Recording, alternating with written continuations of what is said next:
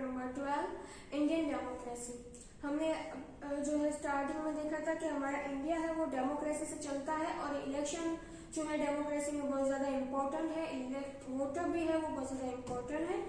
और हमने देखा था कि फाउंडेशन क्या है डेमोक्रेसी के, तो वो भी हमने देखे थे कि लोकसभा, राज्यसभा में जो या फिर हम ग्राम पंचायत की बात करें, तालुका पंचायत है, डिस्ट्रिक्ट पंचायत है, वो सारी पंचायतों का जो है समावेश होता है इसमें। और ये सारी जो म्यूनसिपलिटीज हैं उनका भी कॉर्पोरेशन है, इंस्टीट्यूशंस है, ये सारी चीजें मिलकर ये सारी जो है सिस्टम बनाती है। और ये सारी चीजें बहुत ही ज्यादा इम्पोर्टेंट है लोकशाही तंत्र में और डेमोक्रेसी में। हमारे ये चैप्टर बहुत छोटा है पर बहुत ज्यादा इम्पोर्टेंट है। You have to note down the main point of this chapter. आगे हम देखें तो election are very important for the political parties as well as the candidates. Election is the barometers of democracy. Election provided an opportunities to the voter to evaluate the constituting candidates. Election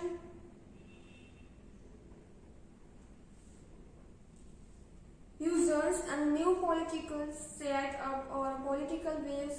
Election gives a picture of a country's social and economic environment. Election decided the future of the government. Election are constituted by the political parties, independent candidates as well as coalition and the political parties. In the parliamentary democracy, the party or the coalitions of the parties having a majorities of winning candidates forms the governments and becomes in power. The power is obtained as well as maintained by the support of the people. Election being a soul of the democracy, it is essential that is the transparent.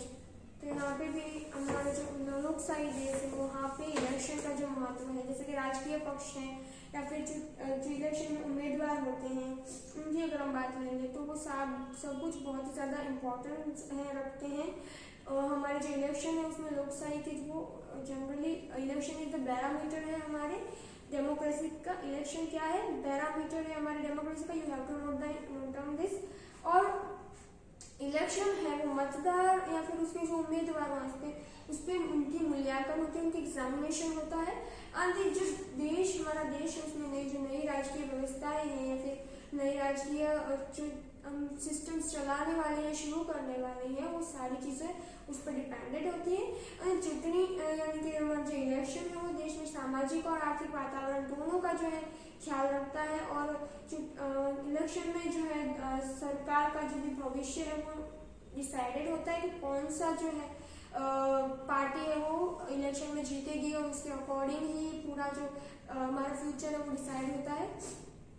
राजकीय पक्ष होते हैं जो भी, उनके उपरांत जो भी अपक्ष होते हैं, संगठन होते हैं, वो सारे इलेक्शन लड़ते हैं और इलेक्शन में होते हैं। और संसदीय लोकशाही में जो भी राजकीय पक्ष है, उम्मीदवार हैं, वो भी ज्यादातर जो है इलेक्शन में उनको इलेक्टेड किया जाता है। और सबसे ज्यादा जो सभ्य होते हैं, मतलब बहुत सारे सभ्यों को हम अलग अलग जो है एरिया से चुनते हैं और सरकार की जो है रचना करते हैं, यानी गवर्नमेंट बनाते हैं, डेवलप करते हैं। लोकशाही जो है वो लोगों के द्वारा चलती है, उनके समर्थन के द्वारा, उनके वोट पे जो है चलती है और इसका बहुत ही ज्यादा महत्वपूर्ण है। Election is the essential that is the transparent, ये भी आपको याद रखना है। फिर दूसरा है पब्लिक ओपिनियन इन डेमोक्रेसी। तो पब्लिक का ओपिनियन क्या होता है? डेमोक्रेसी में लोकमत कितना इंपॉर्टेंट है। We have a democratic country. The candidate who wins the election represented the people in the representative system, and the ruling party would like to a reason and retain its power to a reason and retain its power. It become essential for the political parties to connect it with the people to maintain and run the government. It become essential to a considerate public opinion and the thoughts for farming politicians or for a various question pertaining to many problems. Public opinion is the highly essential for political parties. and the representatives and the organizations collective public options is extremely important in the democracy। यानी कि हमारा जो लोकमत है वो कितना important है। तो हमारे जो देश में प्रतिनिधि लोकशाही है तो उन मतदान में जो विजेता होता है, मतलब वो जो विन इलेक्शन जीतता है वो प्रतिनिधि बनता है, और प्रतिनिधि की व्यवस्था ही सारी जो सत्ता है उसके हाथ में होती है, उसे ही पूरी सत्ता है वो टिकाए रखनी होती है, उसके बारे में सोचना होता है।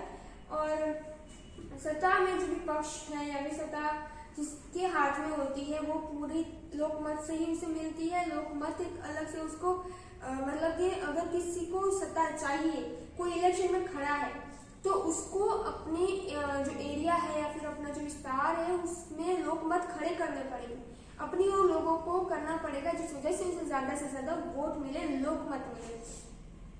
तो अपनी सत्ता जो है वो उसको वैसे की वैसे रखने के लिए, उसको टिकाऊ रखने के लिए भी बहुत सारी जो है लोग हैं उसमें खुद के पार्टी में जो होते हैं वो लोग बहुत सारे लोकमत को अपने अंदर करने के लिए और उनके जो ये सारी चीजें हैं लोगों के द्वारा चुनी जाती है, इस वजह से लोगों का ओपिनियन बहुत ज्यादा इम्पोर्टेंट हो जाता है यहाँ पे। तो जितने भी प्रतिनिधि होते हैं वो लोगों के ओपिनियन को अपने साइड में करने की पूरी कोशिश करते हैं। Strong and the organised public opinion is very important in democracy.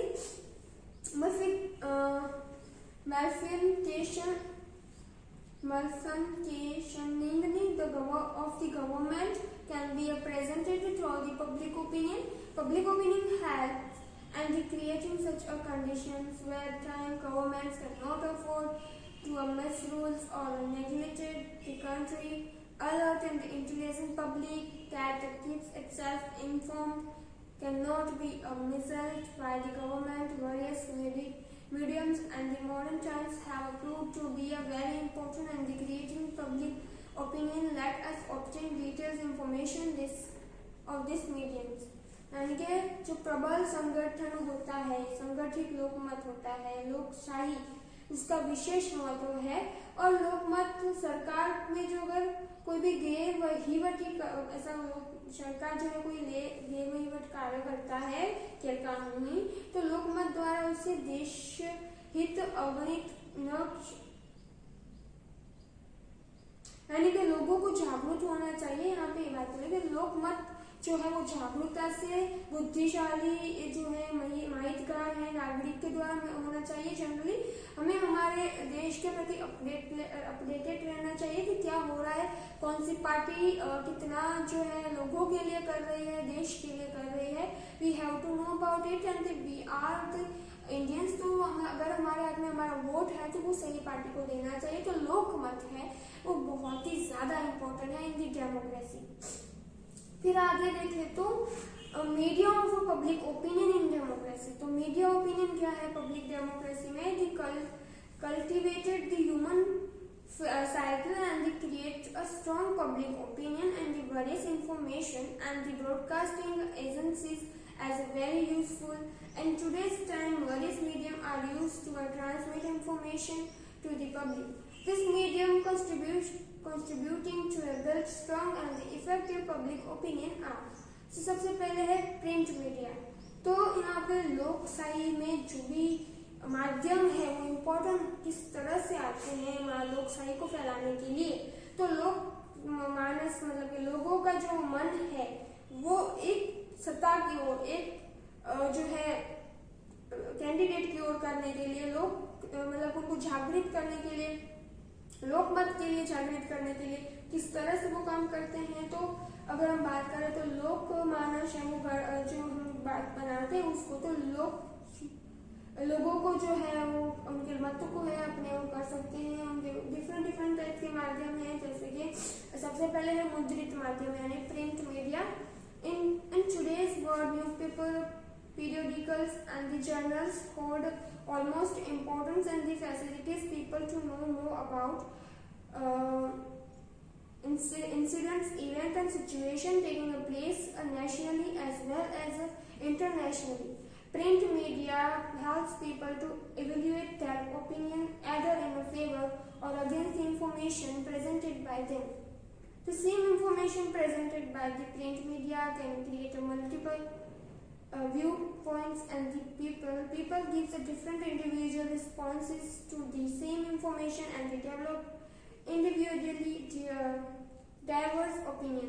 यानी कि जो हमारे आधुनिक समय में अगर बात करें इन दी प्रेजेंट, तो हमें बहुत सारी जगह से इंफॉर्मेशन मिलती है। जनरली हम न्यूज़पेपर है या फिर ऐसे कोई मैगजीन्स हैं, वहाँ से हम जनरली पढ़ के इंफॉर्मेशन लेते हैं, अपडेटेड रहते हैं। और आजकल की जो अगर बात करें तो मोस्टली मास है वो रीडिंग सेक्शन में, मतलब कि रीडिंग ज़्यादा करता है, तो वो रीडिंग के द्वारा या फिर प्रिंट जो मीडिया है उसके द्वारा कनेक्टेड है पॉलिटिकली या फिर गवर्नमेंट से और अपडेटेड रहता है। तो ये बहुत ज़्यादा इम्पोर्टेंट है प्रिंट मीडिया। अब आगे का जो चैप्टर है वो हम नेक्स्ट वीडियो में देखेंगे। तब तक के लिए have a nice day. Thank you and take care.